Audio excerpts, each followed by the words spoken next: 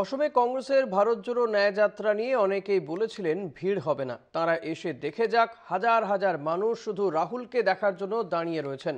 সাধারণ মানুষের ভিড় দেখে ভয় পেয়েছে গেরুয়া শিবির। কলকাতা টিভিকে একান্ত সাক্ষাৎকারে বলেন কংগ্রেসের প্রবীণ নেতা রাকিবুল হোসেন।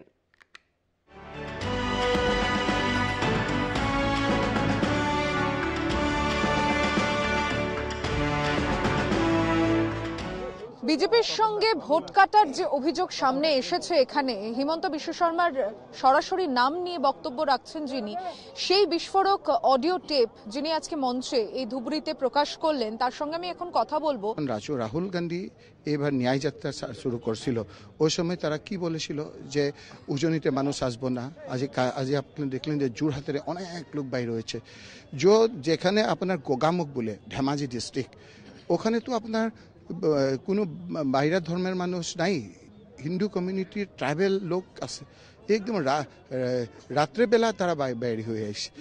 আজ লখিমপুর আপনারা দেখলেন, তেজপুরে দেখলেন, ওই জন্য তারা একদম পুরা ঘুম মানুষের সারা পাচ্ছে সব caste community, all caste community. গুয়াহাটিতে আপনারা দেখতেন যে মানুষ আসবে না বলে বলেছিলেন, হাজার হাজার মানুষ, তার মুখে বলেছে কত মানুষ, ওই জন্য সে ভয় পেয়েছে।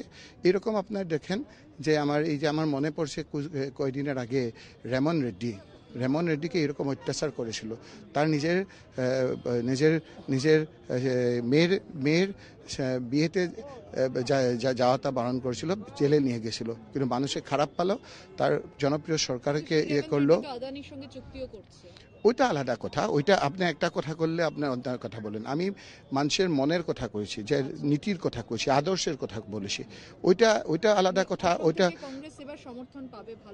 যদি হিমন্ত বিশ্ব শর্মা বিজেপিতে থাকে, তাহলে আপনারা দেখবেন যেটা ভাবছেন না ওইটা হবে। রাহুল গান্ধীর নেতৃত্বে আমরা যেটা বিরোধী মঞ্চ আমি তৈরি করছি, ওই মঞ্চে ভাবার থেকে বহু আপনার সিট পাবে।